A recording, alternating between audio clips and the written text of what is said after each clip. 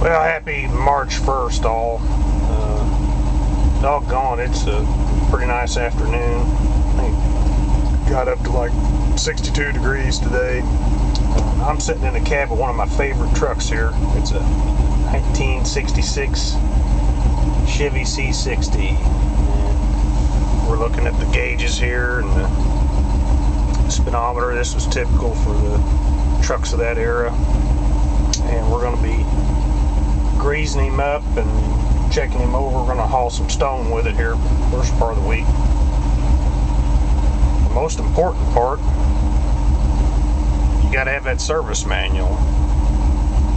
We still have the original service manual, which is pretty amazing.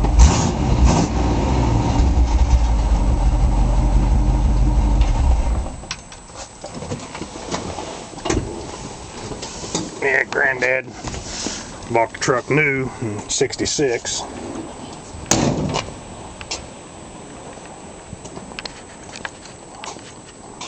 We don't use it every day, but when we need it, we need it. It comes in really handy on jobs where you need just a smaller truck, a little shorter wheelbase to get in.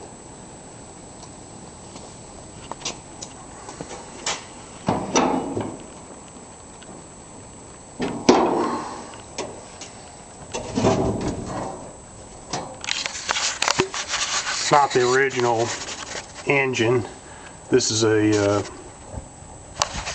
want to say it's a 1973 350 that we put in it, maybe, gosh, I don't know, 25 years ago, something like that.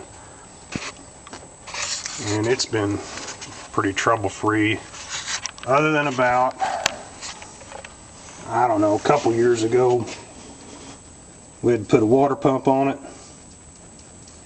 And that really set us back. Can't remember if we got it at CarQuest. Might not have been, but anyhow, the pump cost $18. And I remember asking the clerk, I said, "Are you sure?" He said, "Yeah." They didn't even want a core on it, so we had to. Took a little while to work that cost out of it. The rear end's a 2-speed rear end, and I want to say the high range is a 650 and the low side is 885. So at 55 miles an hour, this thing's probably, I don't know, 3,300 RPM, somewhere in there, right where that small block likes to pull. And I will say, this old truck, you can throw 7 tons on it, give or take, and it will actually stay with like a modern triaxle or a quad. You know, it's got like 21 or 22 tons on it.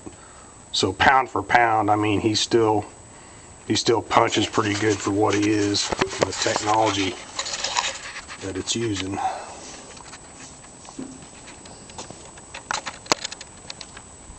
Oh boy, I had to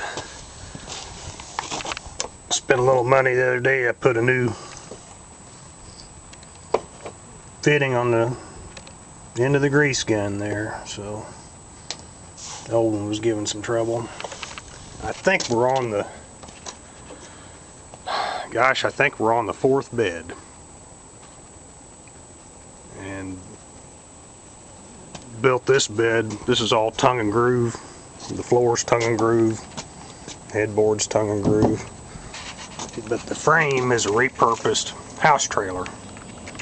These are house trailer I-beams. They're pretty thin, and you see your triangular outriggers, I'll call them. And we haven't had too much trouble out of it.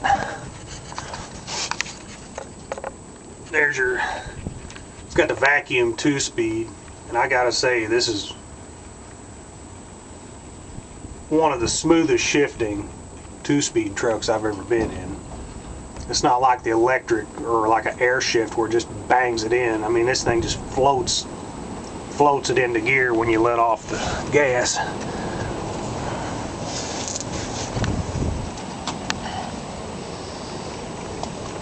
Back here we got our end gate, my limiting chains, and there's my system to hold the gate shut.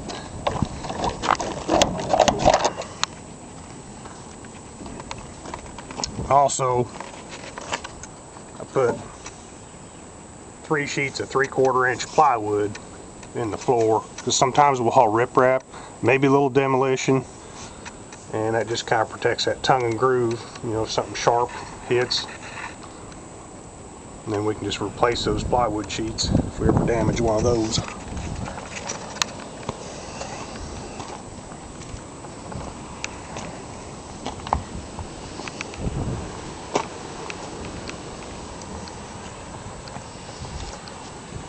There's our cam lever.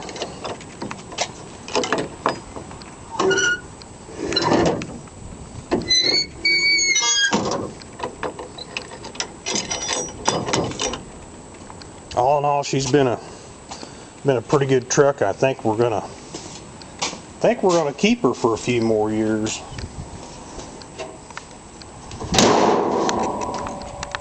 Well, we'll see you folks.